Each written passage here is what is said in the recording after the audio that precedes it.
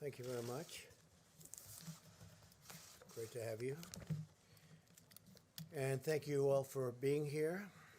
My administration is taking new action to ensure that America has the medical resources and equipment needed to fight the global pandemic. It's been a brutal pandemic for over 150 countries all over the world. We've had great success over the last month. As you know, the millions and millions of pieces of equipment have been delivered successfully by us, purchased and delivered, and we've made it available to the states. And the governors have been very gracious for the most part, I would say. There are a couple that aren't appreciative of the incredible job. They have to do a better job themselves. That's part of the problem. But generally speaking, I have to tell you, the governors have been great. I just spoke to the governor of New Jersey, Governor Murphy, and he's very thankful. And Governor Cuomo has been very nice. They've really appreciated, I think, what the federal government has done. You look at the hospitals that are being built all over the country by the Army Corps of Engineers and FEMA. It's been really incredible. Nobody's seen it. They'll build hospitals in 2 or 3 days, portable hospitals. This afternoon, I invoke the Defense Production Act to compel General Motors to accept, perform, and prioritize federal contracts for ventilators. Ventilators are a big deal, and we've delivered thousands of them, and oftentimes you don't need ventilators very much. Hospitals don't have very many, and now we're turning out that we have to produce large numbers, but we've been able to do that, and we're going to be doing a lot more. This invocation of the DPA should demonstrate clearly to all that we will not hesitate to use the full authority of the federal government to combat this crisis.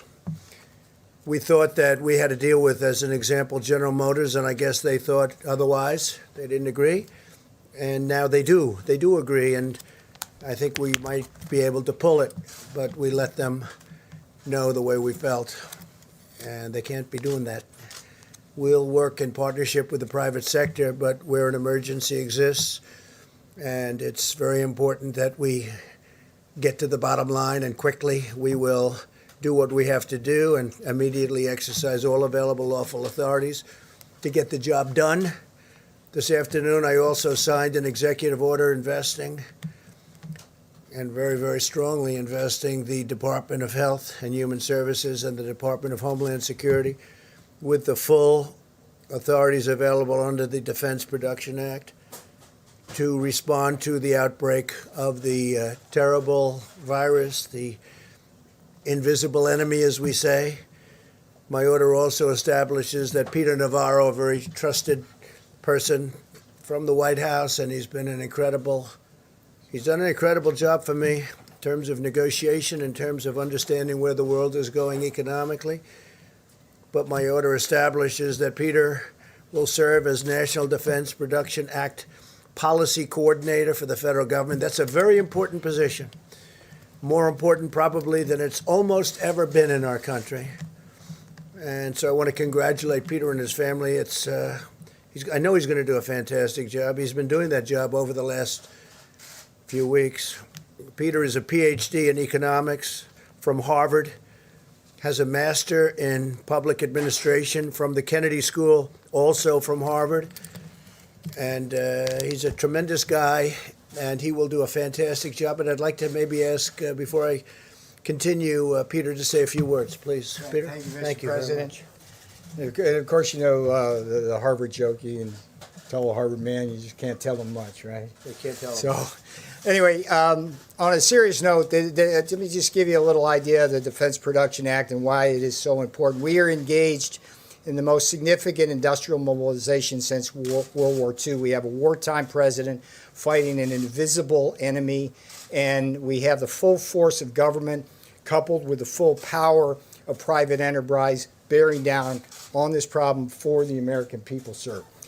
What we had to do today with President Trump's order with respect to General Motors, I want to give you a little background on that. We need industrial mobilization to make adequate ventilators, particularly in the very short run, to help the people of New York, Detroit, New Orleans, Chicago, Denver, Seattle, all around this country as this virus bears down. And the ventilators really are the most important thing for patients who become most seriously ill. They are literally the lifeline for people. And I've personally been working with FEMA, and I've been working with HHS and over 10 ventilator companies, making sure we can get what we need as quickly as possible. And virtually every one of those companies has been cooperative, patriotic, moving in Trump time, which is to say as soon as possible, sir.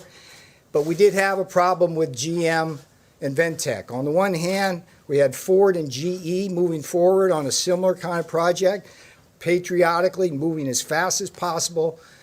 Over the last several days, we ran into roadblocks with GM. We cannot afford to lose a single day, particularly over the next 30 to 60 days. So President Trump invoked the Defense Production Act as a way of enhancing and accelerating this mobilization. I salute him for doing so. It's going to make my job so much easier. For the most part, we've had tremendous cooperation from the private sector. Today, sir, was the right day to do it. Thank you, sir. Thank you very much. Thank you, Peter. And good luck. My administration is marshaling the full power of the American government, and we will do that, and that's what we've done, and we will continue to do it until our war is won. Economic, scientific, medical, military, and homeland security, all of this to vanquish the virus. We are working to sign contracts immediately with the major ventilator companies in the country, including GE, Philips, Medtronic, Hamilton, Zoll, RedMed, Hillrom, and Vyaire. These are all companies that do this, great companies. The FDA will be reducing and waiving unnecessary regulations in order to get this done. We're going to be getting rid of certain, let's say, barriers to speed. We want them to get it done quickly. They've been doing it for a long time. They've been making ventilators for a long time. Hopefully General Motors will join in the fray. Under the normal condition that you would be, regular times, 29,000 ventilators are distributed in the United States each year. In the next 100 days, well, first of all, we've already delivered thousands of them, but within the next 100 days, we will either make or get in some form over 100,000 additional units. And I guess to put it in other words, in the next 100 days, we'll receive over 3 times the number of ventilators made during a regular year in the United States, and that doesn't include all of the thousands and thousands that we've given to the various states, a lot of them. We delivered thousands, as you know, to New York, and they didn't know they got them. And then we also had thousands put in a warehouse, and that was also for New York, and they just found out that they were there. So we have to make sure that when we deliver things, they get distributed. Earlier today, I spoke to the CEO of Boeing, Dave Calhoun, and Boeing will be producing and donating face shields to help our medical professionals on the front lines. These are actually pretty intricate in terms of the plastic and the quality of the materials. They're important. They've got to be top of the line, and they're going to do thousands of these a week. They've already tested the production, and they're ready to begin producing all of these shields. That's the plastic shields that go over the face. Well, Boeing is also offering us the use of their, what they call the Dreamlifter cargo plane. It's the largest plane in the world, and this is sort of a picture of it. They called up just a little while ago, and that can sort of take anything. That's the biggest in the world, and they're letting us use that for the distribution of product all over the country, especially the heavy product or large quantities of product. And Boeing will dedicate up to 3 planes to the mission of flying medical supplies anywhere we need it. Each plane can carry 63,000 pounds of cargo per flight. That's a lot of cargo. I also signed an executive order giving the Department of Defense and Department of Homeland Security the authority to activate the Ready Reserve components of the armed forces. This will allow us to mobilize medical, disaster, and emergency response personnel to help wage our battle against the virus by activating thousands of experienced service members, including retirees We have a lot of people, retirees, great military people, they're coming back in, who have offered to support the nation in this extraordinary time of need. And they come back in, they don't say how much, they don't say what are we getting paid, they just want to come back in. It's really an incredible thing to see, it's beautiful. This afternoon I also signed into law $2.2 trillion in urgently needed relief for our nation's families, workers, businesses, and Americans of every race, color, religion, and creed. And the 2.2 trillion goes to 6.2 trillion, depending on need. So it's the largest bill ever signed, and not just emergency relief, but of any kind. We've never signed a bill of that magnitude. And, you know, incredibly, it was 96-0 in the Senate, and it was essentially the same thing in Congress. They did it very quickly.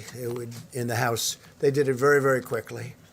So if you look at Congress, what they've been able to do, the House was voice vote, I guess they would call it, and something like that rarely takes place, and 96-0 in the Senate for the largest bill in the history of our country. That's pretty good.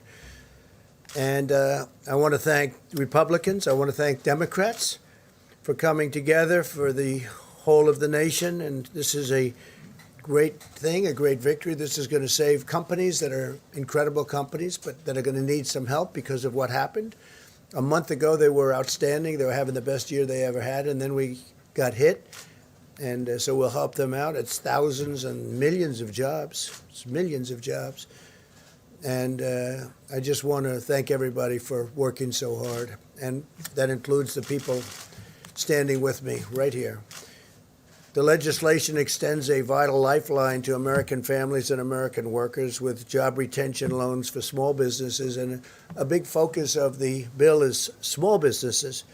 They're really they're the energy. They're whatever you want to call it in terms of our nation. They push. People have no idea how big a factor, Peter can tell you, the small businesses are in this country from an economic standpoint, from a job standpoint.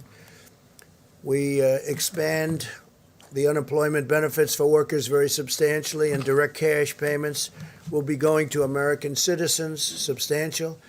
This legislation also provides a massive increase in funding for hospitals, for the Disaster Relief Fund, and critical supplies, including masks, respirators, and pharmaceuticals of all types. And speaking of pharmaceuticals, as you know, we're working on vaccines. We're getting some good response, and we're working on therapeutics and cures. And we have some very interesting things happening. This afternoon, Apple launched a new tool created in partnership with our task force, the CDC and FEMA. Any individual who is concerned that they might have the virus can now download the free COVID-19 app on their iPhone and answer a set of simple questions about their symptoms and risk factors. It's getting to be a very modernized system indeed. They'll soon receive HHS recommendations on what to do next, including whether they should get tested or not. And again, we only want people to get tested if we think they need it. In a few moments, Secretary DeVos and Secretary Perdue will discuss new partnerships with the private sector that are providing meals to millions of students while schools are closed. They've both been incredible, the job they've done. I appreciate them very much. We're grateful for the assistance of Niran Chaudhary, CEO of Panera Bread Company. They've been so incredible to us. And to the people of our country, and Denton McLean, chairman of McLean Global Logistics, and they've joined us. They're on stage with me. They're going to speak. Throughout this ordeal, I've been awed and inspired by the American people more than anything else, more than anyone else. Americans of every walk of life have followed the guidelines, shown incredible compassion, and sacrificed greatly on behalf of their fellow citizens. I want every American to know that their selfless and heroic actions are saving lives, and I want them to know, and I've said it before, that I'm very proud to be their president, very proud of the American people. My administration is actively planning the next phase in an all-out war against this horrible virus. We're now testing nearly 100,000 patients per day, more than anybody in the world, and we've now, as of even a couple of weeks ago, tested more than any other country in the world. and our capacity continues to grow. Widespread surveillance testing will allow us to monitor the spread of the virus, and we're doing that quite accurately, and Deborah and Tony will be speaking about that, and coordinate with the states to contain new hotspots as they arise with a targeted, fact-based, and data-based approach. It's all data-driven. This surveillance testing will soon enable us to publish updated guidelines for state and local leaders. We want every county and region in the country to have the on-the-ground evidence that they need to determine the mitigation measures that are right for them. Each location is different. Some are very, very different. Some are day and night. Some are in great shape and some aren't in great shape. And we'll be able to have very accurate information very shortly. We already have a lot of that information. America is bravely battling this pandemic through cutting-edge science, medical innovation, and rational, deliberate, and determined vigilance. No effort will be spared in winning this war. We're going to win the war. Hopefully, we're going to win soon and with as few lives as possible lost. You see what's going on all over the world. You see the lives. You see Italy. You see Spain. You see all of these countries going through so much, going through such hell. And we're all in very strong communication. I can tell you our professionals are dealing with them every day. Many of the countries, so many countries, but many of the countries we're dealing very directly and closely. And we're going to be in very good shape in terms of certain equipment that's very hard to get, very hard to manufacture, and at the right time we'll be distributing that equipment throughout the world to other countries. Boris Johnson was asking for ventilators today. As you know, he's tested, unfortunately, he's tested positive, and that's a terrible thing. But he's going to be great. I'm sure he's going to be totally great. But they want ventilators. Italy wants ventilators. Spain wants ventilators. Germany wants ventilators. They're all calling for ventilators. Well, we're going to make a lot of ventilators, and we'll take care of our needs, but we're also going to help other countries.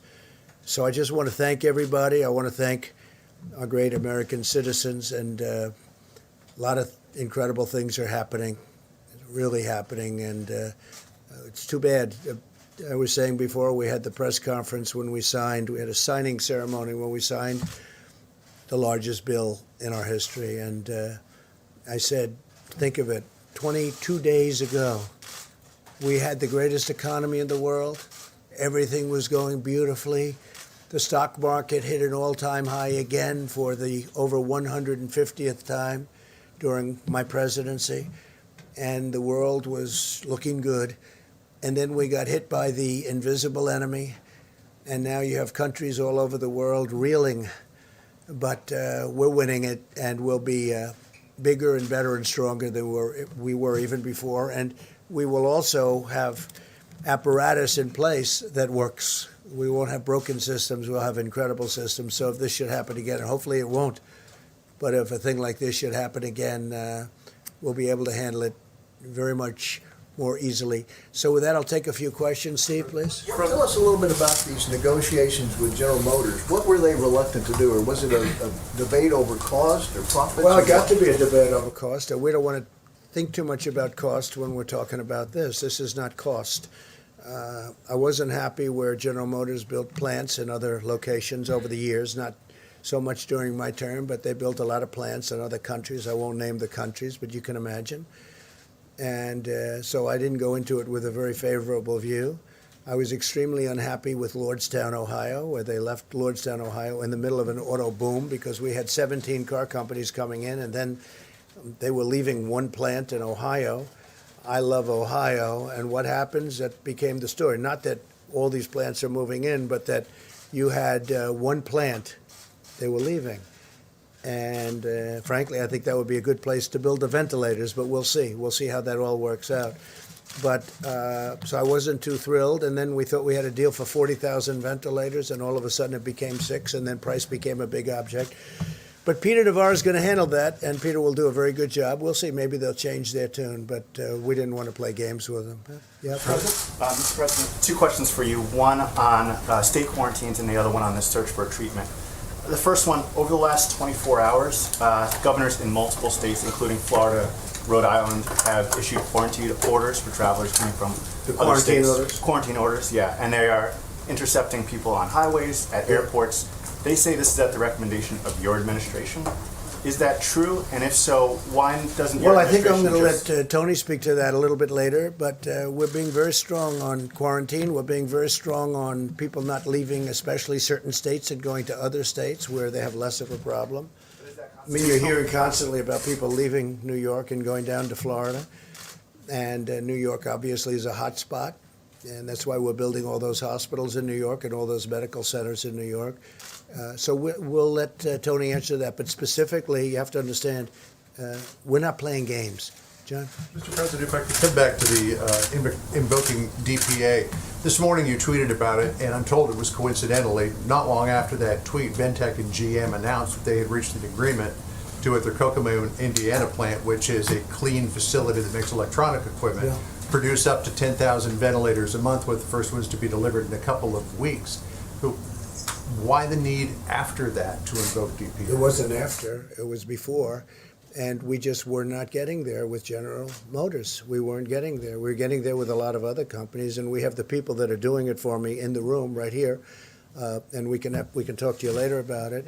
But we have to get these people on board. We're not looking to get into a big deal on price. We're not looking to be ripped off on price. We don't want prices to be double, triple what they should be. So General Motors, we'll see what happens. But now they're talking.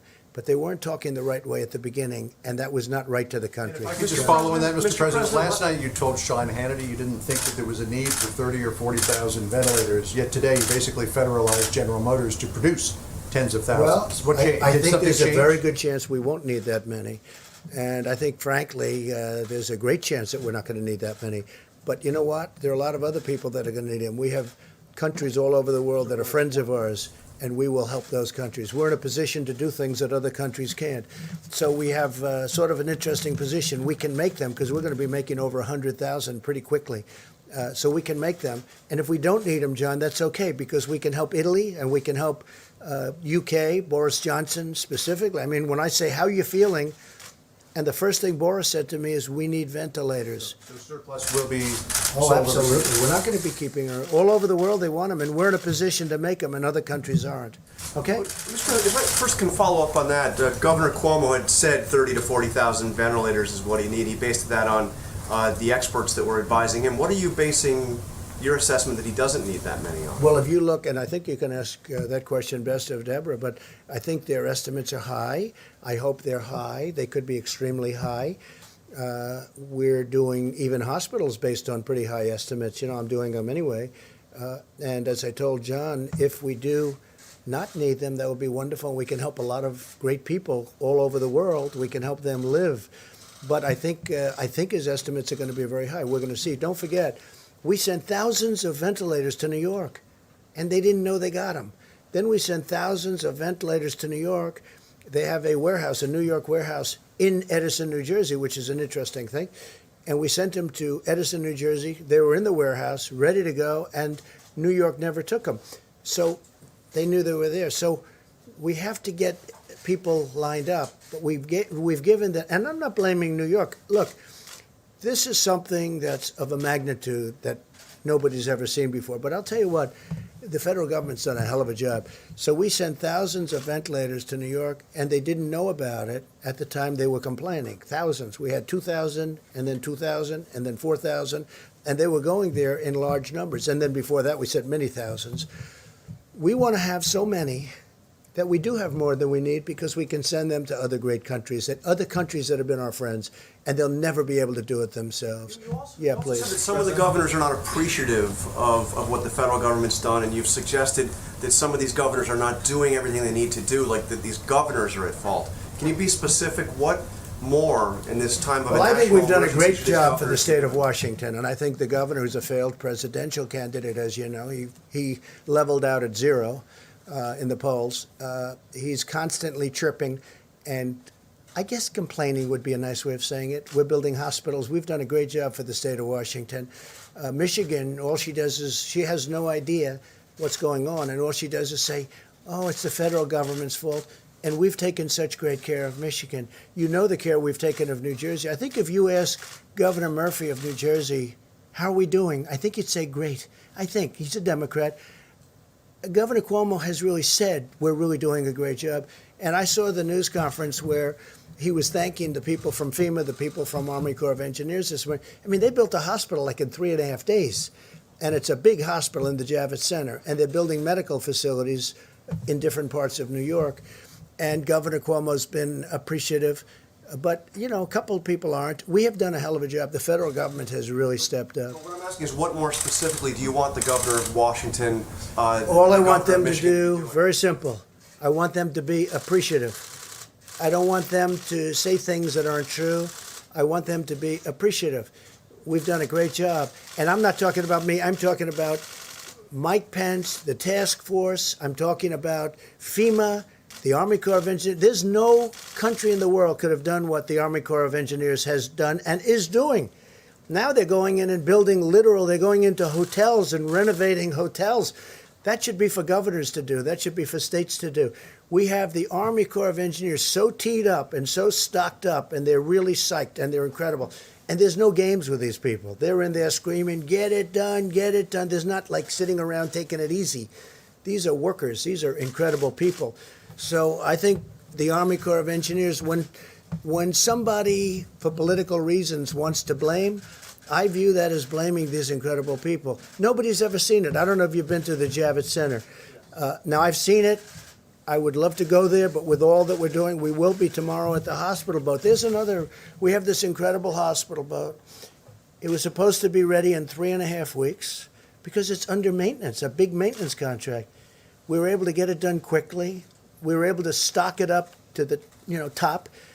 And it's leaving tomorrow at 2 o'clock. It's leaving Virginia. It'll be in New York on Monday. Weeks ahead of schedule.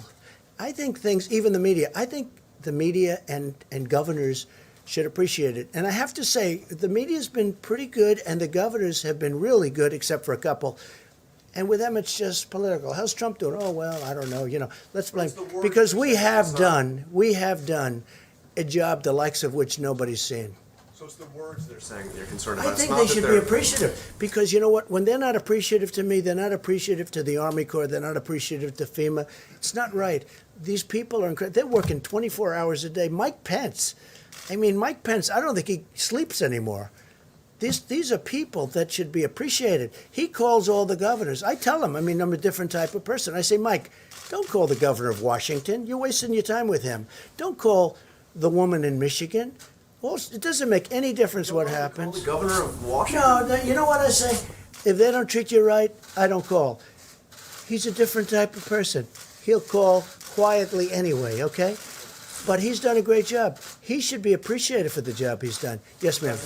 Given that older Americans are advised to stay at home and avoid travel, is it absolutely necessary for you to go to Norfolk, Virginia tomorrow to wave goodbye to the ship? No, but I have spirit for the country. We have sailors, we have doctors on that ship, we have everything. I'm not going to be jumping around in a huddle. But, yeah, I think it's a great sign. The President of the United States, they got a ship out of maintenance, completed all the work in a fraction of the time. It was supposed to be there for 3.5 additional weeks, so they got it done, and it's in great shape, and they're sending it up. So the answer, it's a good question. It's a fair question. I just feel that as the leader of our country, when they can do work like they've done, and they've been working all day, all night, medical supplies, everything, loading up that ship, I don't think it's the worst thing in the world. It's right down the road practically, right, Virginia. And I think it's great if I go to Virginia. I guess I can take helicopter or plane. It's like a tiny trip. And I think it's a good thing when I go over there and I say thank you. It doesn't mean I'm going to be hugging people, and it doesn't mean that I'm going to be shaking people's hands and everything. But I think it sends a signal when the president is able to go there and say thank you. So, we'll be careful. Peter? Mr. President, on the stockpile of supplies for a pandemic, yesterday from the podium, you blamed your predecessor, saying that when you arrived as president, you said, quote, "We took over an empty shelf." You've been president now for more than 3 years. Why didn't you and your administration fill that shelf? Yeah, I did. We did fill it twice. We filled it twice, and we've been distributing that for literally a year. So why are we We've in this been filling position, I guess out. We've been Americans are nice asking? question, Peter. Thank you very much. We've been filling it out, and we've been filling that stockpile many, many times. It's been filled many, many times, and now what we're doing is something different because I think it's better. We'd fill it, so it comes from wherever the point of manufacture or whatever is. We fill it. And then we go, now it's full, now we take it and we distribute it around. Now what we're doing is we have an emergency. We're saying, go direct, go direct, go direct. We fill it only where necessary, but now we're trying to go direct. So they drop it off in New York, or they drop it off in Michigan, they drop it off in Virginia, wherever it may be, Florida. Well, Florida's getting a lot of things. And we're finding it's a much better system. But we've filled and we've stockpiled many, many times. Yeah, we ended up with an empty shelf. Yes, please. You spoke to Chinese President Xi yesterday. What did he tell you in terms of data that he's going to share and Yeah. how they got the number of cases to go down? So I had a great conversation with the president of China last night, pretty late in the night. It was fascinating to me. You know, they have it's a different kind of a world. It's a different form of government, to put it mildly. We talked for a long time. We talked for at least an hour, I guess. And one of the things I was asking him is, you know, when did you notice that this was happening? We talked about the whole concept, how it happened, when it happened, what was the most effective use. I mean, was it the fact that, you know, distance the best thing? We talked about everything. And he's gotten and developed, because they're ahead of us from the standpoint of time. It happened there actually long before it happened here. By the way, it would have happened here a lot sooner had we not kept those people out, the Chinese people coming over to the country, had we not kept them out. But we talked about it because he's had additional experience of having been much earlier. And he's developed some incredible theories, and all of that information is coming over here. A lot of it's already come. The data, we call it data. And we're going to learn a lot from what the Chinese went through. Our relationship with China is very good. We also talked about the trade agreement, but I must tell you, this whole invisible enemy has taken over the world. Nobody cares about trade. Nobody cares about anything. You want to talk about trade, they immediately get back to this. So we really did. We talked about trade. You know, they're starting to buy very heavily from the farmers under the agreement, under the trade deal that we just signed. But honestly, me, all of us, everybody's talking. You turn on television, you read the papers, it's all about this. And you know what? It probably should be mostly about this. It's hard to talk about, hey, how you doing with buying from the farmers? They have started very, very large buying, as you probably have read. But what we really focused on was this. I also said, how have you done with cures, and how have you done with respect to vaccines? We discussed that. And, you know, they're doing like we're doing. They're working on it very hard. They think they have some interesting things have been determined, and we'll see what happens. But we talked a lot about vaccine. We talked a lot about possible cures.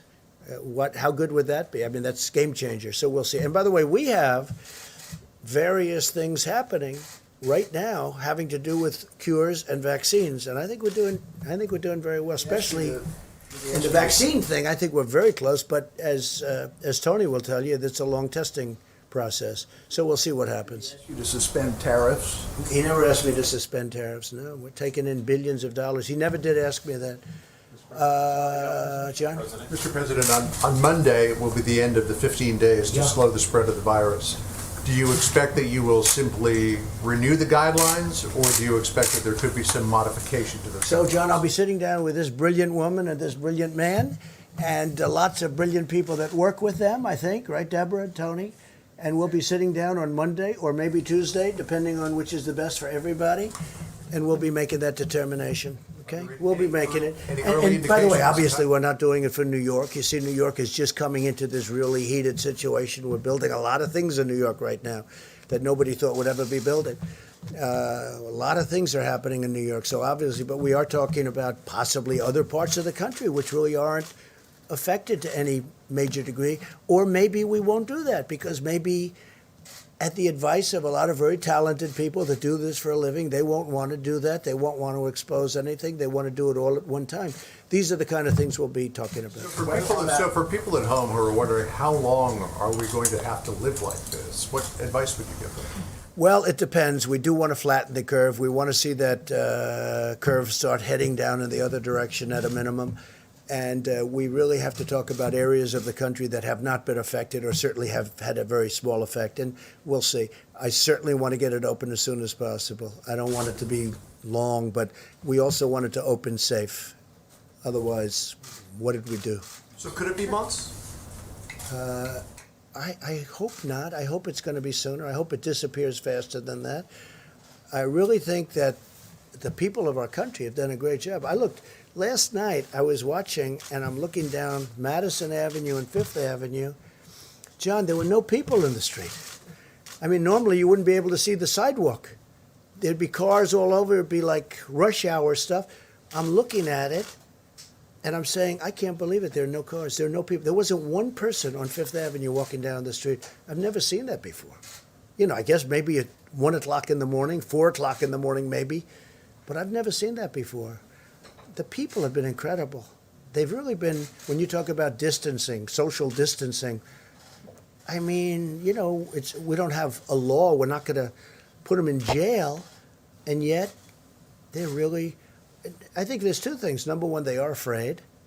And number two, they really are wanting to win this thing. Yes, please. I wanted to ask you about United Airlines said today that they're worried that there's not enough money for them in the $2.2 trillion bill that you just signed, and that at the end of the sort of aid period, which would be the end of September, where the restrictions on layoffs come off, that they could be seeing significant layoffs. Sure. And so I was wondering what your reaction to that was, and what the administration might do to prevent. So yeah, sure, it's a good question. We have brilliant people. We have a tremendous amount of money, and we have brilliant people that I'm taking from Wall Street with Secretary Mnuchin, who's done an incredible job, a brilliant guy. I'm taking from Wall Street people that I've known, that you all know, the top people in the world. They don't want money. They don't want, I mean, will they get something? I guess maybe they'll get, who knows, peanuts, what they want compared to what they would normally get. I'm taking the smartest, the most brilliant people in the world in finance, and they're going to be dealing.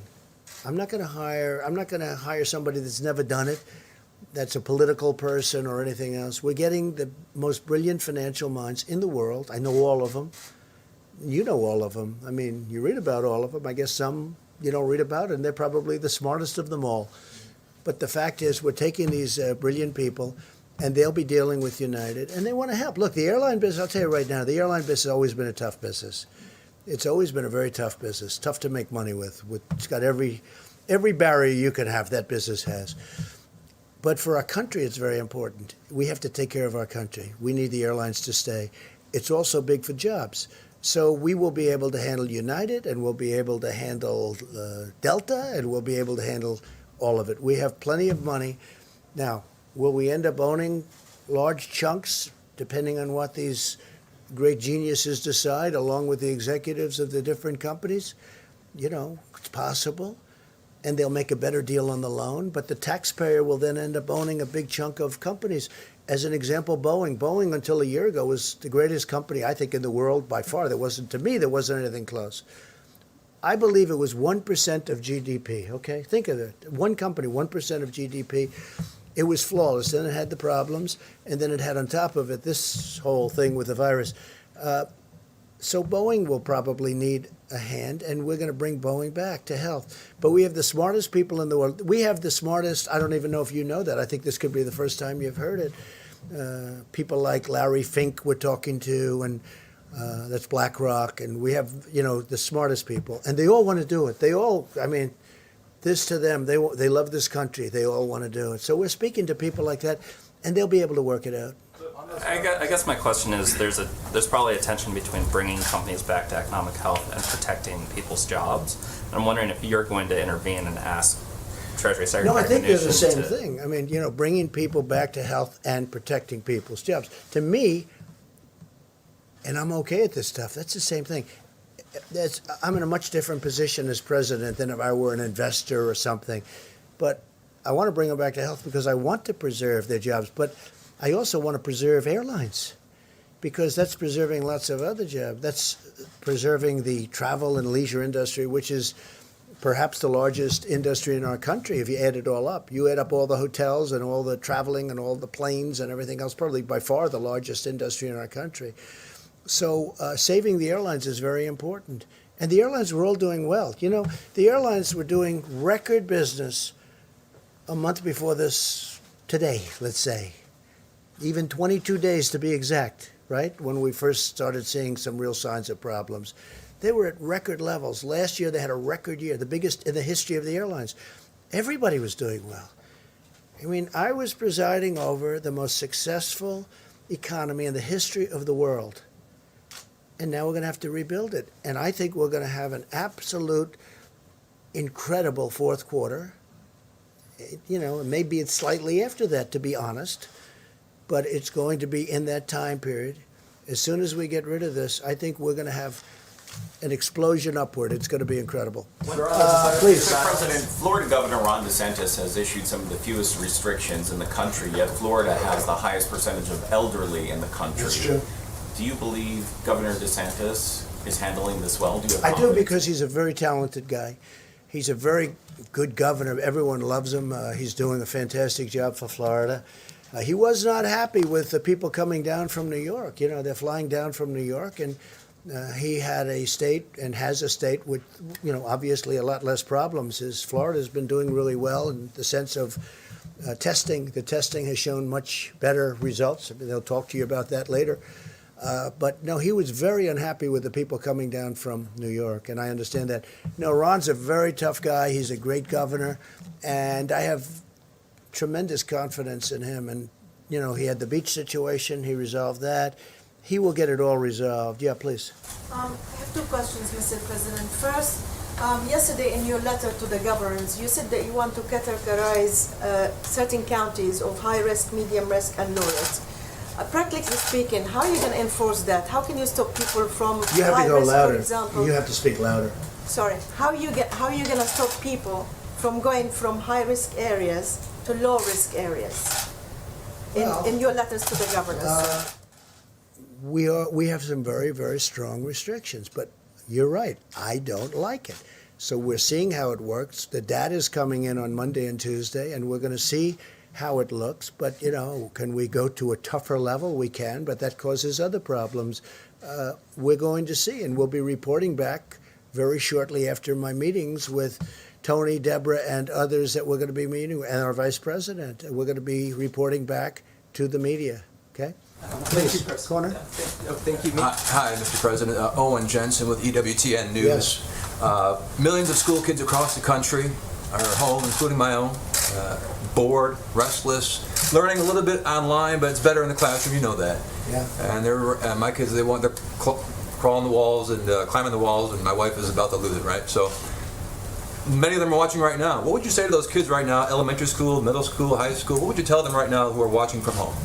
I would say that you are a citizen of the greatest country anywhere in the world. And we were attacked like nothing that's happened possibly since 1917, many, many years ago. We were attacked. And we're winning the battle, and we're going to win the war, and it's not going to take, hopefully, that much longer. But we have to win the war. And I would say that they have a duty to sit back, watch, behave, wash their hands, stay in the apartment with mom and dad. They look like they're lucky to have you as a father. And just learn from it. But, you know, the young people have been tremendous. Some of them are very happy not to go to school. You understand that. Perhaps yours, perhaps not. But we have literally had no problem. But again, they should just sit back and be very proud of our country because we're doing it for them. You know, ultimately we're doing it for them more than anything else, if you think about it. The other thing that's nice, and the one thing that has come out, and I learned this, again, it was reaffirmed by President Xi last night in my conversation. The young people are really, it's an incredible phenomenon, but they are attacked, successfully attacked, to a much lesser extent by this pandemic, by this disease. this, whatever they want to call it. You can call it a germ, you can call it a flu, you can call it a virus. You know, you can call it many different names. I'm not sure anybody even knows what it is. But the children do very well. It's almost the younger they are, the better they do. I guess the immune system is, sadly for some of us, their immune system is stronger. But actually, I'm very happy about that. But they have been attacked, for instance, the Spanish flu. And if you look at the H1N1, the swine, if you take a look at the swine flu, which was, as you know, not so long ago, that attacked very strongly young children, kids, middle-aged people, everyone. Age is a factor here, so your children should be in good shape. But just tell them to be very proud of the country, okay? Just to follow up real quickly, when does the risk become an acceptable one to allow people to go back to their lives? Maybe Well, we're Dr. going to make that Fauci would- determination. And you're going to have something to do with that. And look, we're going to be guided also. You have some real strong feelings. The media, I'll tell you what, the media generally, I mean, I've impressed, a lot of the media has been fair. I'm not used to fair treatment in the media. I don't know. I don't know how to handle it. But the media has really been, overall, I think the media has been pretty fair. Some not. I mean, I could tell you who, but what's the point? But the media has really been fair. I mean, they view this as that we're all in a problem together and we're going to win. We're going to win. Please. Yes, thank you, President Trump. New York is currently the epicenter of the outbreak in the U.S. with about half of the cases. Yeah. Yesterday, Kellyanne Conway laid a lot of the blame for that on the mayor, pointing out that he told people to go about life as normal and he resisted closing schools and businesses. I'm wondering if you agree, and also if I could ask you your thoughts on the stimulus bill preventing aid to your businesses. Do you think that's fair, and what are your thoughts on that? Well, that's not happening. I mean, I think they wrote us out. And that's all right, but that's not happening. As far as the mayor of New York, I'll be honest, I didn't know him well.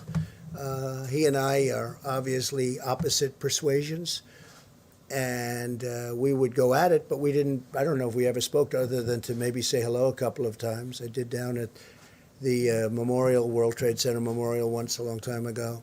So I've spoken to him a lot, Mayor de Blasio, and we've really had incredibly productive discussions. I've gotten him a lot of people. We've gotten him a medical center. He's asked for, at Elmhurst, I know Elmhurst Hospital very well. I mean, that was an area of Queens that I grew up in. And boy, you talk about an epicenter. That's really the epicenter of the epicenter. That's really something. We talked about it because that was, very close to where I grew up. And knowing it, being so familiar with it, it's incredible to see where they have the trucks. I don't have to go into great detail, the refrigerated trucks coming up, and I've never seen anything like it. I've spoken with Mayor de Blasio a lot in the last week. We've helped him, I think, a lot. And I've really gotten to like him. I get along with him very well. Now, he wants us to do certain things, and we've produced. I mean, today I spoke to him with the Secretary of Defense, Esper, and we had a great conversation, and we're helping him get some of the things he needs. I don't have to go into great detail, but he's very happy about what we were able to do for him today. And he's like us. He's working very hard. But I can't say anything bad about Mayor de Blasio. I mean, my relationship with him over the last couple of weeks has been excellent, and we've done a good job for him too. Yeah. On the governors, please. There's been a lot of talk about ventilators and PPE and that kind of thing, but what about hospital capacity? And are you, prepared for the stories So that we're are doing going to that. Great come question. We're increasing capacities. when hospitals can't? Right. We're actually adding on through the Army Corps of Engineers. This is a big job, and we're doing it in many states, not just New York and California. By the way, Gavin Newsom's been terrific, I have to tell you, the governor of California. We're getting along really well. We're working hard for him. As you know, the hospital ship, the other hospital ship, and they are incredible, that just arrived in Los Angeles, fully stocked. But Gavin Newsom has been really good, and so many of the governors have been good. And these are governors that I've been fighting with about different things for a long time, the forest fires in his case, and the border, and all sorts of things. And here we are, getting along very well. So, and I appreciate his nice words. I really do. I really appreciate it. And the people with me appreciate it. Do you have another question? Well, I was going to say on the issue of hospital capacity Yeah. and beds and So, being able to yeah, treat good- people and good not question. have them die because they can't have a hospital. Yeah, well, I mean, look, we just started this, we were just notified, and some of the governors have asked us to build hospitals through extensions, through portable hospitals, through things, and, normally this, in all fairness, this is done normally through local government. We don't go into cities and expand a hospital that's existing, but we're doing it now because we really are equipped to do it. We have incredible people, and we're expanding hospitals. We're building many portable hospitals, not only Javits Center, where you have 4, plus you have 4 medical centers, but we're doing it in New Jersey, Governor Murphy. We're doing it in other states. We're doing it in California. We're doing some in the state of Washington, despite the fact that I'm not appreciative of the way the governor speaks. We're doing it in a lot of different locations, and we're doing a lot of expansions. We're also taking over buildings, and the city will go in, or the state usually will go in, take over a building, and we go in and equip it and make it so that it's now hospital functioning. They call it hospital functioning. We're doing a lot of that. Again, this is normally done by governors and then give it to the city to do. You bring it into the point. But we're doing a lot of that, and they're doing a great job, mostly done by the Army Corps of Engineers and FEMA. A couple questions on those governors. You and your team obviously have had classified briefings on the pandemic, I assume, for a while now. Were the governors included in those briefings that you would have got in January and February? When did you warn the governors, as you would have had the information first? Yeah, well, they say I had classified briefings a long time ago, which wasn't true. But we've had briefings, and as I know it, the governors have also had many briefings by the federal I guess, government. to tell them this thing was coming. This was a... Oh, I think we knew. I think we knew for a while. But if you take a look, I was the first one to say to China, and I have great respect for China, I will tell you that. But I was the first one when they had the problem to say you can't come in. And if you go back, that's a long time ago. So if I can follow up. Mr. President, on this question of ventilators, I understand you have a question whether or not New York needs as much as they want. Governor Cuomo is saying 21 days from now. Here's what we're going to have. Are you ready? We're going to have more than we're manufacturing a lot of them now. We're accumulating a lot. We're taking a lot through the act. We're taking a lot. We're actually taking them. And we're going to have, in a very short period of time, and Peter's doing it along with some very talented people, some really talented people. It's very impressive, actually. But we're actually taking a lot. We're going to have plenty. And if for some reason, John, you're going to need even more, we're going to be prepared. As an example, we've given out thousands and thousands, which I think you'll know. We accumulated thousands. We give them out. But we right now, I think in the stockpile, we have over 10,000.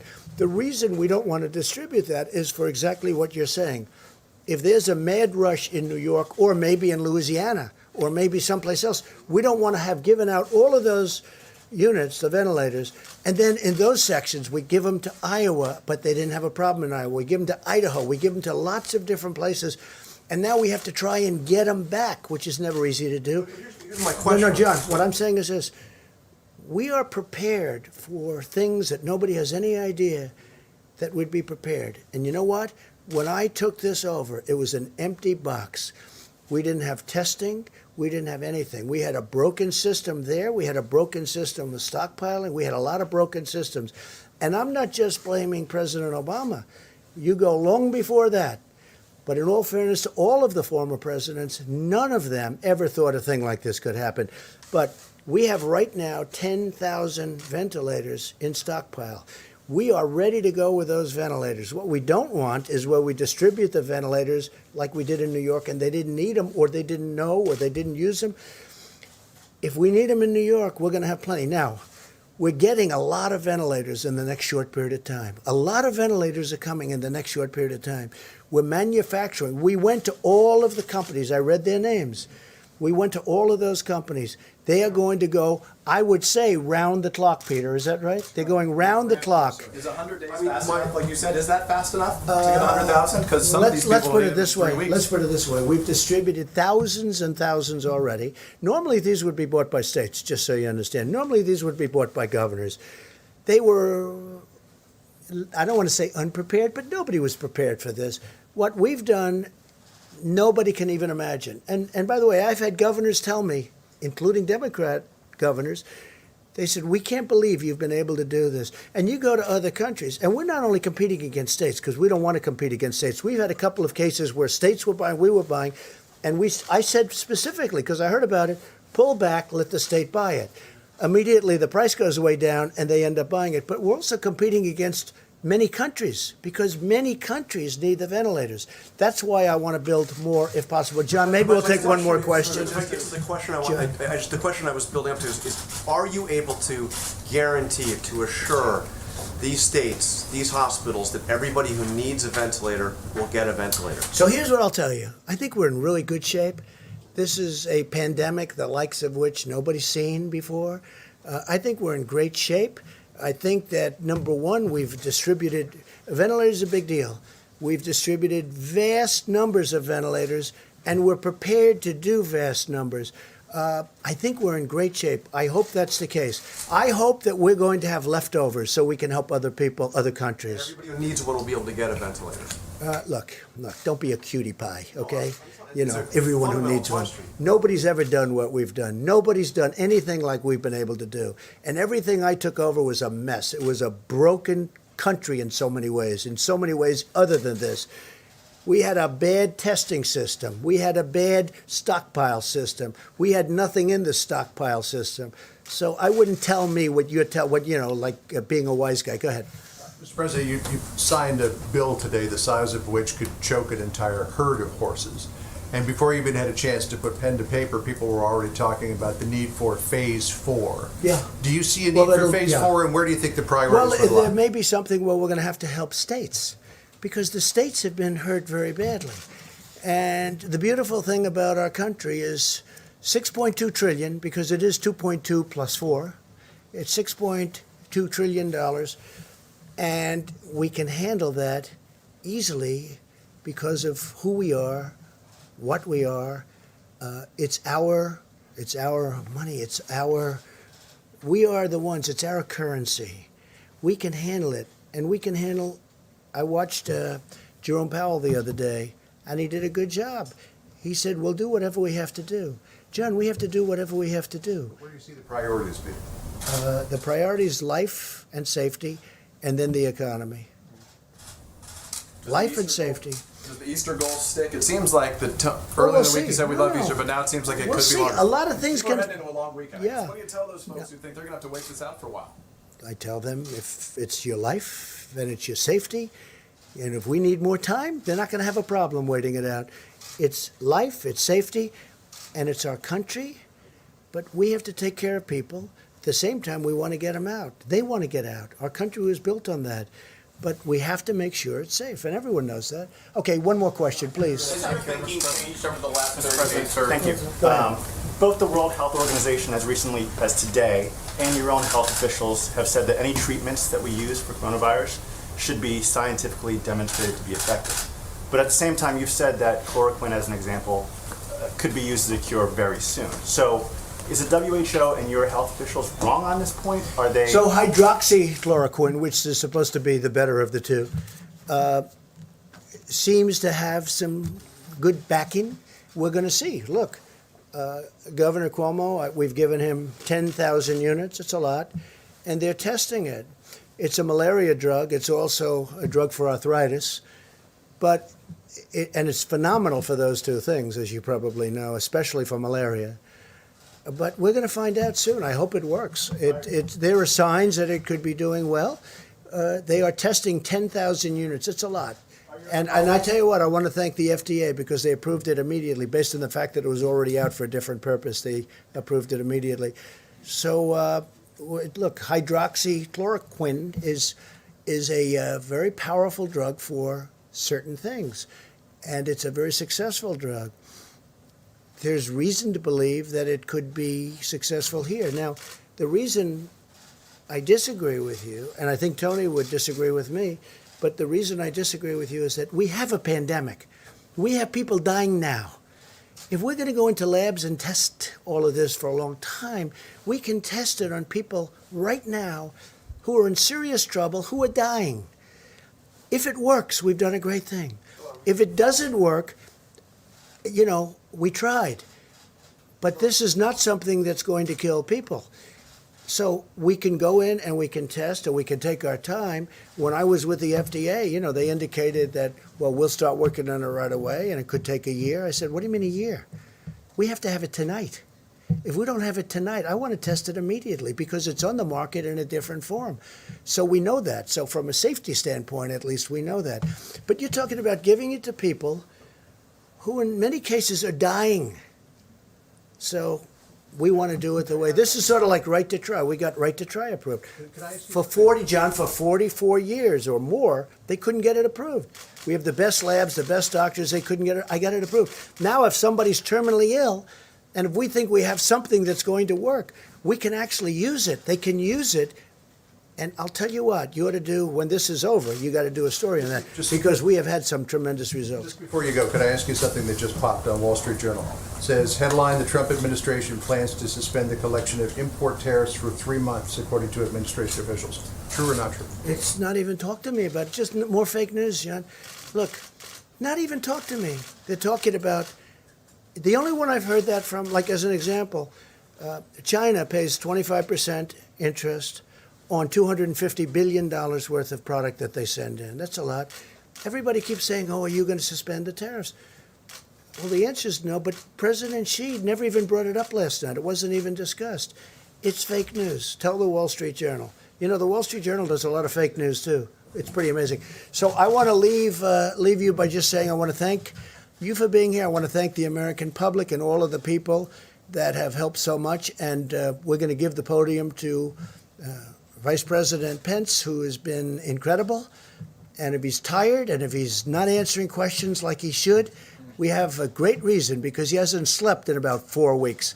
But I want to thank him because he has dedicated, I mean, he is a dedicated person long before this, but the job he's done has been fantastic. So I want to thank Mike, all the people on the task force, and FEMA, and Army Corps, everybody. You've been fantastic. Thank you all very much. Thank you, Mr. President. Mr. President. Thank you.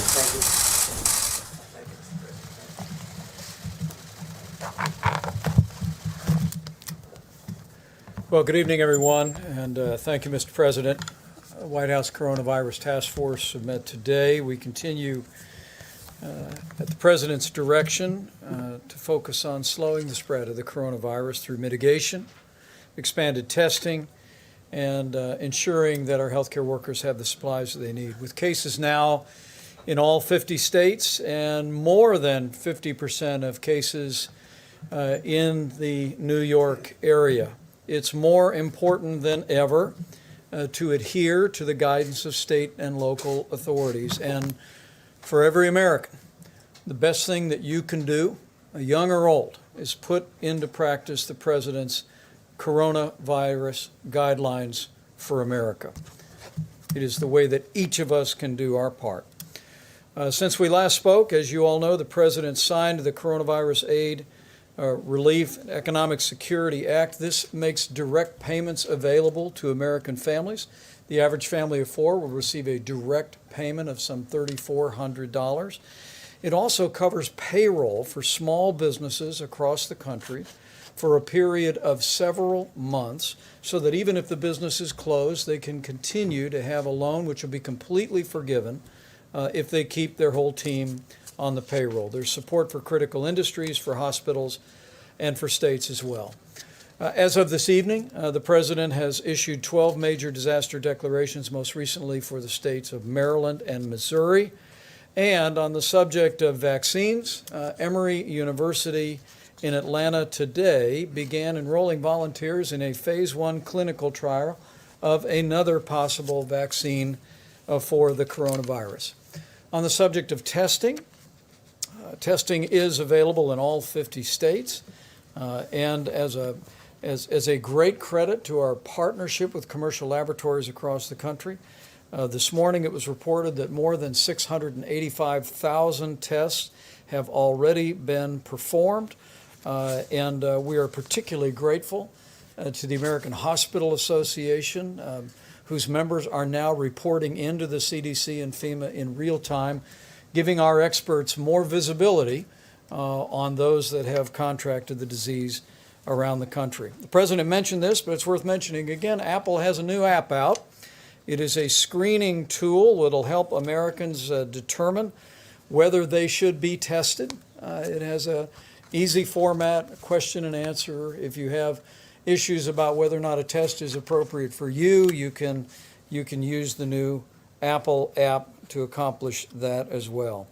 On the subject of supplies, the President spoke about the priority that we're placing on personal protective equipment and especially ventilators, and I will not add to that. I can tell you that this weekend we'll be reporting on aggressive efforts that our supplies stabilization task force at FEMA is taking to import medical supplies from around the world. We're working as we speak on an airlift from a number of countries around the globe to deliver very important medical protective equipment to the United States. At the present moment, you've heard the numbers, but from the Strategic National Stockpile, we distributed more than 7 million N95 respirators or masks, more than almost 3 million face shields, more than 8,000 ventilators, and donations to the Strategic National Supply. We've mentioned Apple donating some 9 million masks that can be used by healthcare workers, but Merck recently announced plans to donate 500,000 masks, USPS 500,000 masks, and a little company called Puritan in Maine is actually in the business now of manufacturing swabs. So businesses large and small all across America are rising to the challenge. As the President noted, he will attend the embarkation of the U.S. Navy ship Comfort tomorrow from Norfolk. The U.S. Navy ship Mercy arrived in Los Angeles today. We will continue to focus resources and supplies on those areas around the country that have seen significant outbreak. But let me send a word to hospital workers around the country. We continue to hear anecdotally and occasionally see in media reports people who have concerns that their hospital may be running short on personal protective equipment in the days ahead. We just encourage you to alert your hospital administrator. Hospital administrators, please alert your state health director. Tonight, Administrator Gaynor at FEMA will be speaking to all of the state emergency directors in America to talk about the availability of resources, but also encouraging them to have a plan to perhaps even use their National Guard to move medical equipment from storehouses to hospitals. We'll be working very closely with state emergency managers on issues of logistics. But today, we're fortunate to be joined by two members of the Cabinet who have been very busy making sure that the children of America have the meals that they need while school has been suspended in so many places around the country. Secretary DeVos and Secretary Perdue are going to share some exciting news and progress that we've made in feeding children who need nutrition assistance while schools are closed. The truth is many underprivileged kids would not be getting school meals apart from the fact that as we stand here today, our administration has approved waivers for all 50 states to give them flexibilities to work with local partners to get meals to children that are in need, and also a nationwide waiver to allow parents to pick up meals. But what's most exciting today, as our two cabinet secretaries will reflect, we have private sector partners, a few of whom are with us today, who are helping us speed important meals to children and to families around the country. You'll hear in a few moments from the chairman of McLean Global Logistics and also the CEO of Panera Bread about the work that they are both doing to literally deliver millions of meals to American families. It's truly an inspiring story, and I look forward to hearing it from them and sharing it with you. But it's just one more example, as President Trump said, that we'll get through this, and we'll get through this together. Not only a whole of federal government approach, working with all of our state partners, working with healthcare authorities at the local level, but also working with businesses that have been willing to step up and stand at the point of the need and be there for the most vulnerable and help us meet the needs of our children and of our families. And on behalf of the President and a grateful nation, we thank you. Madam Secretary. Thank you so much, Mr. Vice President. And I just want to begin by thanking President Trump for his clear-eyed leadership during these challenging times for our country and for our world. And Vice President Pence, for your tremendous leadership of the task force and for truly making a difference that's certainly true for America's students and teachers as well. Most of them, as Owen said a moment ago, experiencing unprecedented disruptions in learning and in their lives. I want each of them to know that President Trump and his administration are taking decisive action to keep them safe and healthy so they can continue learning. We must rise to the challenge of educating all children from all walks of life who all of a sudden are in many, many different learning environments, and they're counting on all of us to find solutions. I'm really pleased to be here today for the announcement of another terrific solution initiated under the President's leadership. Secretary Perdue is going to share details of this public-private partnership, but before that, I'd like to provide a few additional comments and talk about the work that the Department of Education has been doing on behalf of students, parents, and teachers during this national emergency. My team and I are in contact daily with governors, state school chiefs, college presidents, superintendents, and local education leaders. We are quickly responding to their needs so they can do the next right thing for their students. Most governors have decided to close some or all schools in their states for a period of time. As a result, students may not be able to take federally mandated standardized tests this spring. And the President took action to make sure they didn't have to. We made the process to delay these tests for a year fast and painless. As of today, 47 states have requested the delay or the waiver, and 46 have been approved within a 24-hour period. We also released additional information making clear the expectation that education will continue for all students.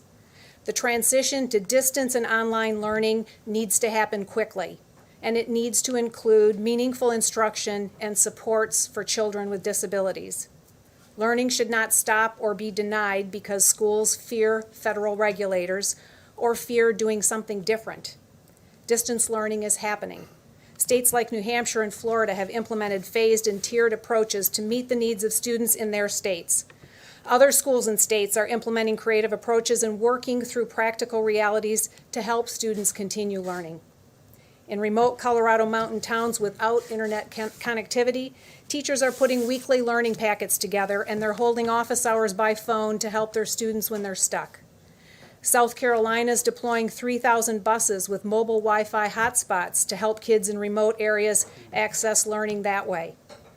This national emergency gives all of us an opportunity to come together to educate all students out of principle. It's simply not an acceptable option to educate none of them out of fear. So we stand ready to assist educators and their students. We're compiling all of the tools we have produced, along with the great resources that states are offering to help keep learning going. There are already many existing online learning platforms, and many states were already offering a robust menu of courses virtually. We will be adding that information to our website on an ongoing basis, and that site is ed.gov/coronavirus. We're using every tool possible to extend flexibility to states and communities. This includes funding flexibility. Where we don't have the latitude, we're working with Congress on solutions. One area is providing direct financial support to students, families, and teachers. We will propose Congress provide microgrants to help students continue to learn. These would be focused toward the most disadvantaged students in our states or communities where their school system has simply shut down. I've always believed education funding should be tied to students, not systems, and that necessity has never been more evident. We'll also support microgrants to teachers to help them pivot to supporting all of their students in a different environment than they've been used to. We know they are dealing with an unprecedented situation, but it's been truly inspiring to hear story after story of teachers rising to the occasion and meeting the unique needs of each of their students. Ultimately, we know everyone's grappling with the challenge of keeping students safe and healthy while also building capacity for remote learning. It's an important moment to realize that learning can and does happen anywhere and everywhere. I think of the Texas dad who started a daily webinar interviewing friends and acquaintances in wildly different careers and helping students understand what it takes to work in that chosen career. Or the history teacher in Virginia who connects with his students through a live stream every morning. I think of the art teacher in Tennessee who's broadcasting her lessons over social media. Or of Second Lady Karen Pence, who prepares packages of art materials and projects for her students to pick up with their school lunches. Or the principal in Alabama, who's going online daily, giving morning announcements, leading the Pledge of Allegiance, and a moment of silence. And I think of the many schools that have distributed laptops and tablets to students who don't have them so they can continue learning over video conference. And the ones that just don't have that option currently, like the remote Colorado towns. Joy Hoffmeister, the school chief in Oklahoma, may have put this best. She told me, "School isn't a building. It's students, teachers, and families working together to advance learning." She's right, and that's our shared mission. Let me also touch very briefly on how we're supporting students pursuing higher education. At the beginning of this outbreak, we immediately gave institutions of higher education regulatory flexibility so learning could go online, and it did. In many cases, it was a seamless transition, and learning continues. And we're continuing to cut federal bureaucracy and let schools rise to meet this challenge. We've vastly improved distance learning policies, which are working quickly to enact for traditional higher education. Shorter-term programs and apprenticeships also need to grow and thrive, and as the President has so effectively championed, workers need these options as they look to come back stronger than ever from these momentary setbacks. The President promised to defeat this invisible enemy and keep our economy strong. He took immediate action and provided student loan relief to tens of millions of borrowers. We set all federally held student loans to 0% interest rates and deferred payments for 60 days. Now, with the CARES Act that he signed just earlier today, Mr. President, those actions will extend to 6 months.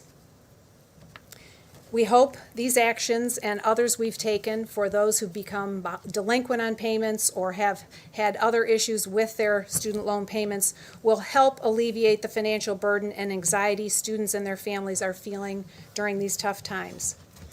These are tough times, but we, the people, are tougher. So in closing, let me offer just a few words of encouragement. To our students, your educations can and should continue. Learning can happen anywhere, and we will help make sure it does. We believe in you. To our teachers, we will support you and help you. You are doing great work. Keep it up. And to every parent and family, we know these are challenging times, but it's in the face of great challenges that Americans have always risen to the occasion and embraced greatness. And I know we'll do that once again. I thank again the President and the Vice President for their leadership on behalf of America's students and on behalf of all of us. And now I'll turn to my friend Secretary Sonny Perdue to share more on how we're working together to help support student nutrition. Thank you very much, Mr. Vice President. While our dedicated educators are out there trying to continue to fill our kids with knowledge even when they're not in a school site, USDA is working very hard to continue to fill their tummies.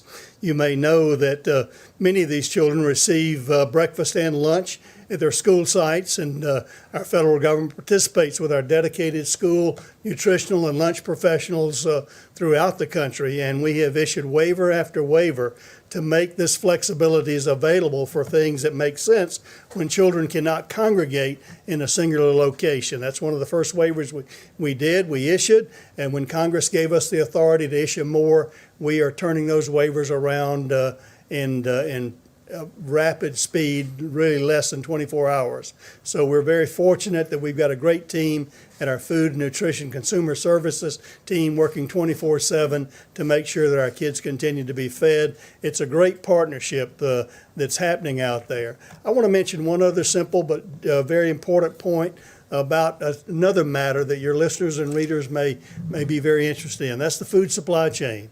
USDA obviously is intimately involved in the food supply chain.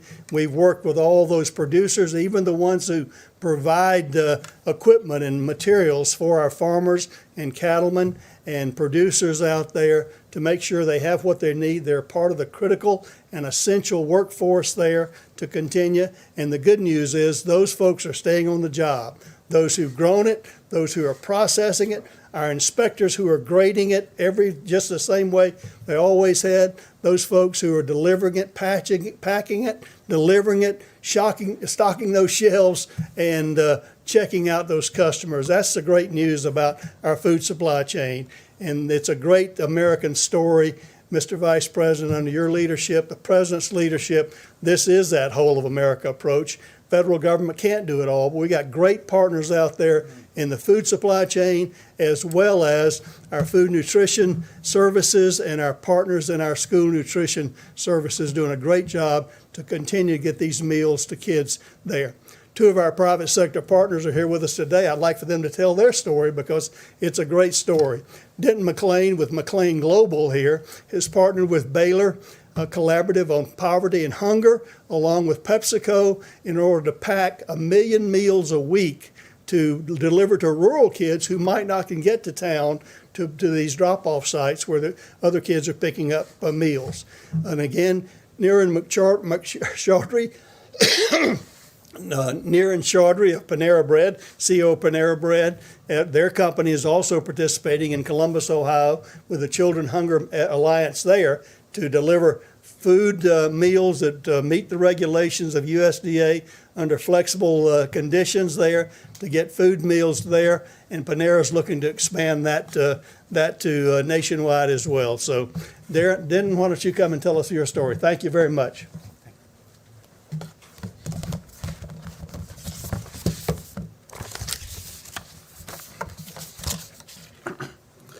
Thank you. Mr. President, Mr. Vice President, Secretary Perdue, and Secretary Voss. Right now, there's a lot of focus on our large cities and the enormous challenges that they face. But imagine this. You live in Iberia Parish, Louisiana, or you live in the Nome Borough in Alaska. Your schools are closed, and normally your children get 2 meals a day at school. Both parents are working from home, but mom and dad just can't get to town where meals are being offered for pickup. That's about to change, and change for the better. Because of this USDA program, McLean Global will source, secure, receive, organize, assemble, package, label, and then deliver boxes straight to a child's home. And here's another big difference. For the first time, we'll be able to offer shelf-stable meals that will last 2 weeks. That's a true game changer for rural families. It's happening because of the President's order to do whatever it takes to get the job done.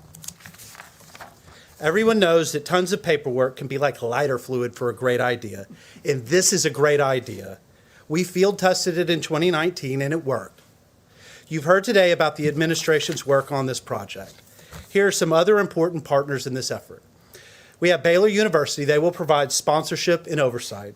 In addition, we are deeply appreciative to UPS and the United States Postal Service, and we are joined by PepsiCo Company to help get this accomplished.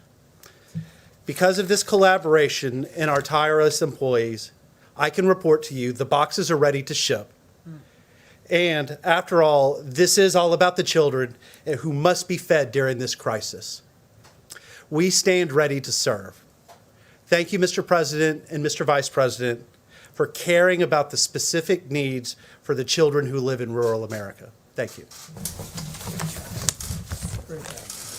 I want to welcome Niren Chaudhry, CEO of Panera Bread. Good evening. Thank you, Mr. President and Mr. Vice President, for your leadership. It's an honor to be here, and I'm deeply grateful for the opportunity.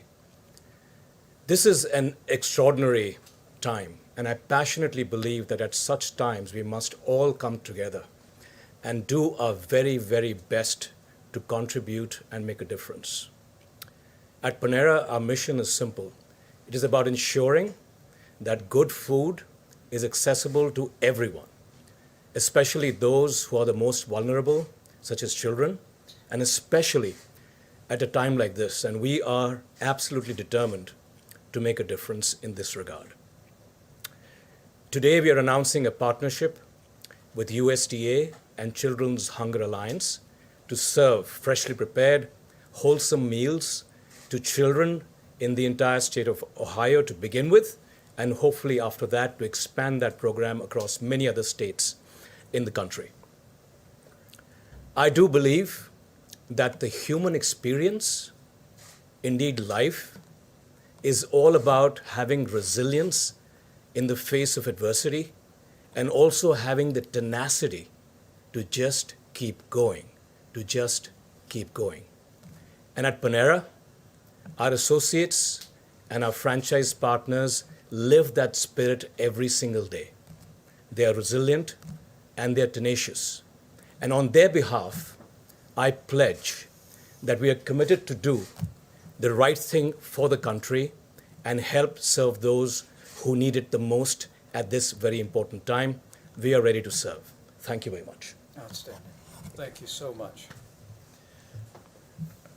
Thank you so much. Thank you for your business's incredible generosity. And I'll actually allow the two business leaders to step out if you'd like. We appreciate you so very much on behalf of the President and a grateful nation. Before we go to questions, I'm going to invite Dr. Birx and Dr. Fauci to step forward with a few reflections on what we're seeing in the data. And as you all are aware, over the next several days, our team will be assembling recommendations for the President to give further guidance to the American people, to states around the country, and they can both share with you the importance of ongoing efforts of mitigation by every American, the need to support what state and local leaders guidance is to every American community, but also as Dr. Birx continues to work carefully with the modeling, analyzing the data, she'll reflect on the progress we've made in that. Deborah? Great. Thank you, Mr. Vice President. Just to pick up on some of the questions that you had earlier. So the issues that we discussed with the modeling yesterday was to ensure that the models were adjusted for the great work that every citizen is making in doing the mitigation efforts, and to see if that was reflected in the request specifically for ventilators. And so we wanted to make sure that with a limited number of ventilators and the issues that we saw in Detroit and Dearborn, in Cook County, and now in New Orleans, that we were balancing and projecting correctly based on both what the models had predicted and then whether they were adjusted for the incredible mitigation work ongoing in New York City. We understand that this week and next week will not reflect that mitigation, whether it's New Orleans or whether it's New York and the New York metro area. We know that the hospital admissions that we are seeing this week and next week will be infections that occurred before the mitigation started. But we wanted to make sure going forward that the needs reflected that. That was what was adjusted in the Ferguson model for the UK, and I know you're following that very carefully. They believe strongly that the mitigation methods that were put into place that informed our mitigation methods, we all were working off of that same model, and I want to make it clear that those models, those flu models, have been incredibly helpful to really predict what would layering of these different mitigation methods, from social distancing to staying home if you're sick, to staying in that household, to quarantine everybody in the household if anyone is positive. Now, there are other countries that took different approaches, and I want to be clear because we did hear from both China and South Korea. But it's always important that you adopt and adapt it to your community and the reality of your country. We do this around the world. You can't ever just take an off-the-shelf approach and then put it into action in your community. You have to understand your communities. And so although both China and South Korea removed people who were positive from their households and segregated them away from their families, we did not think that our Americans would adopt and adapt to that situation. And so that's why in our guidelines we asked people, if there is a family member, to try to self-isolate in the household, and so that that person is still there in the household. So I just wanted to be clear that, yes, we all heard about what China and South Korea did. As much as we could, we adapted them to the American situation, as the UK has done also. And we just wanted to be really ensured that all of the requests for the stockpile reflected the great work that the American citizens were doing in each of these areas to ensure health. And then finally, I know there was a question about requiring quarantine. I want to make sure that everyone understood when we talked about New York residents who had gone to other places, it was for them to voluntarily self-isolate and take care of themselves because we felt like they could be exposed. And we really wanted to alert them that the rates in New York City were high and were increasing, and that they were probably exposed during some of the most exposure time period before the mitigation efforts went in. So this was really about a health of our New York citizens that then chose to go to other places, both to protect themselves and to protect others. So hopefully that's clear to everyone about those issues. We continue to look at the data every day. We really want to applaud the laboratory testing that is helping us. It will help us very much when we can get full surveillance up in many of our communities and surveillance around those most vulnerable, particularly in nursing homes and long-term care facilities, so that we can more rapidly test both the workers and the occupants in those communities. Thank you. Yeah, thank you very much, Mr. Vice President. Today, just a few hours ago, I had the opportunity to get on a telephone call with the people who are on the front lines, the people who are actually in the ICUs, who are in the hospitals from all of the areas that are being hardly hit, including New York. And I'm not a supply person. I'm a physician, a scientist, and I do vaccines and I do drugs, but I am a member of the task force, and I do take very seriously the responsibility that we have to those individuals to get them the material that they need. We've heard discussions about this, ventilators, personal protective equipment, masks, and things like that. They are doing an amazing job up there. And I just want to have a message to them, which I told them over the phone, that as a member of the task force with my colleagues here, we're going to do everything we can to make sure that they get everything they need at the time that they need that, because they are doing an amazing job up there, and I salute them. Thank you. Great. We'll take a few questions. Just a quick one to Dr. Burks. Yes, please. I asked you, I think it was about 8 or 9 days ago, about the data from all these tests, and you had suggested that there would soon be a website where we would see all the data. Are we closer to that? When do you expect that? Do you have any data to give us tonight? 'Cause as far as I can tell, this has not been publicly released yet. Yeah, no, thank you. I've learned as Tony has described, we've learned that when a community is educated, we all do better together. And so it's important to get that information out when we start talking about where the virus is, what the % positives are, and really inform communities so that they can make decisions, so that people can take protective measures for themselves and for their families. And I find that it's important, yes, for us to have the data, but it's equally important for the state and local governments as well as the communities. We are still, because we worked very hard to get it into the first bill, but it was changed to state and local labs, and obviously 95% of all the tests are being done in the commercial labs. So in this recent bill that was just approved, it is mandated that all commercial labs need to report. And so you'll have that data when we get the data comprehensively from all the commercial labs. Well, it was passed today, so hopefully we'll expect it tomorrow. Guys, only one more question. Dr. Fauci? About the guidelines, if I can, Dr. Burks or Dr. Fauci, whomever, what is the testing standard here? Are you going to need to test people who are well or only people who are symptomatic? Obviously, let's say in an Omaha, 10 people walk into a hospital, 5 come in, they're all tested positive, 5 go home, they may still be positive. What is your standard in order to make these recommendations? So I'm glad you asked, because the important thing about testing, it only tells you if you're positive or negative that day. You could become positive the next day. And so testing should be used intentionally as a surveillance tool or a diagnostic tool. And I think what we're going to work on over the weekend is to weave together both a testing strategy for surveillance, which you have brought up in that key point, while maintaining a strong testing for diagnosis, because our first obligation is still to ensure that patients get diagnosed, both so that the personal protective equipment for those who are negative doesn't have to be utilized, but also to give those patients the opportunity to have optimal care.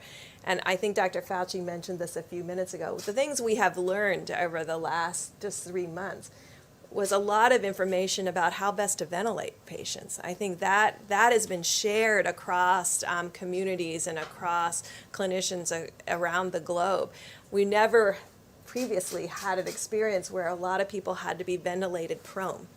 So this kind of information that has been shared has been critical to improve the survival of the patients that we have in the United States of America. And we really want to applaud the countries who've been giving all of us that information and sharing it across the clinical network. One quick thing to Dr. Fauci, if I could. Dr. Fauci, Sunday will mark 1 month since the first death from this new disease. I wanted to ask you a bit of a philosophical question. I've known you for 25 years. You've been through HIV, AIDS, MERS, SARS, West Nile virus, Ebola, all of that. How has this nation changed since that first death 1 month ago? Well, this is truly an unprecedented situation that we're going through. As you mentioned correctly, John, I have been through everything from the very beginning of the very uncertain days with HIV/AIDS. Cumulatively, if you look at what's happened with HIV/AIDS over the 38 years that we've had it, the burden and the suffering and the death has been enormous, historic. But it came over a period of time. There was the fright in the beginning.